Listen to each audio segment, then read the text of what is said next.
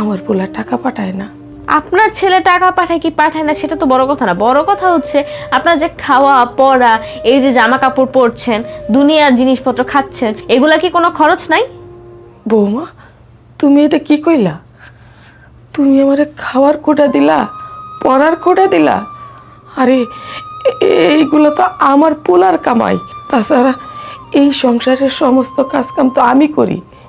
আমার জায়গায় যদি তুমি একটা কাজের বুয়া রাখতা, তার তো কম হইলেও 4-5 হাজার টাকা দেওয়া লাগতো। সেই টাকাটা তো আর তোমার খরচ হইতেছে না, দেওয়াও লাগতেছে না।